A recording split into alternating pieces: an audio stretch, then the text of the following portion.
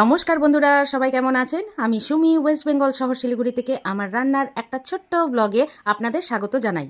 আমার ভিডিওগুলো যদি আপনাদের ভালো লাগে তাহলে প্লিজ ভিডিওর প্রথমে একটু লাইক করে দেবেন, আর ভিডিও শেষে আমাকে সাবস্ক্রাইব করে আমার পাশে থাকবেন, তাহলে আমি বড্ড উপকৃত হব।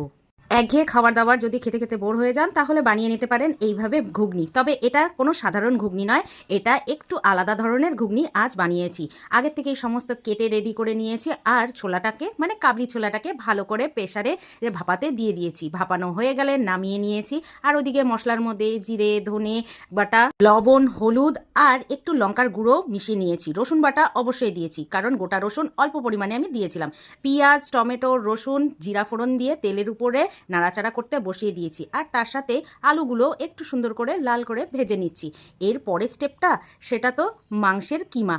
ঘরে আমার কাছে ছিল একটু মাংস, সেটাকেই ভালো করে ধুয়ে পরিষ্কার করে ছোট ছোট পিসে কেটে নিয়েছি। একদম ছোট করিনি, মানে কিমাটাকে আমি করিনি, কেননা কিমা করলে মুখে একদমই পড়বে না, ভালো লাগবে না। তবে এই মাংসটাকে এবার তেলের উপরে দিয়ে ভালো করে আমি নাড়াচাড়া করছি, আর এর মধ্যে এবার মশলা দিয়ে দেওয়ার পালাম। গুলে রাখা মশলাটা, যেটাকে আমি আগে থেকে রেডি করে রেখেছি, সেটাকে ভালো করে দিয়ে এবার কষতে থাকবো।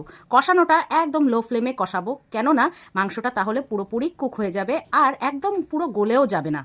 মাংসের মধ্যে লবণ, হলুদ সমস্ত মশলা যেন একদম সুন্দর করে মিক্স হয়ে যায়, সেটাই খেয়াল রাখতে হবে। আমি একটু এইভাবে করি, কেননা আমার এটা সহজ পদ্ধতি মনে হয়, আর বেশি সময়ও লাগে না। এটাকে ভালো করে ঢেকে আমি স্লো কুক করেছি, তাহলে পুরো মশলাটাও ঢুকে যাবে আর ভেতর থেকে পুরো তেলটাও বেরিয়ে আসবে। ব্যাস, আমার হয়ে গেছে। এর মধ্যে দিয়ে দেওয়ার পালা হলো এখন কাবলি ছোলাটা ভালো করে তো সেদ্ধ করে নিয়েছিলাম, এর সাথে আমি এবার কষাবো। একটু হালকা জল দিয়ে দিলাম, একটু সময় ধরে ভালো করে কষিয়ে নিতে হবে। তবে একটা কথা বলি, রোজ দিন তো ভাত আর রুটি খেতে ইচ্ছা করে না, মাঝে মাঝে এই জিনিসগুলো খাওয়া যায়। আর বাড়িতে যখন গেস্ট থাকে তখন তো অবশ্যই। আমার বাড়িতে কিছু গেস্ট আছে যাদের সাথে আপনাদের খুব শিগগিরই পরিচয় করাবো আমার ব্লগে।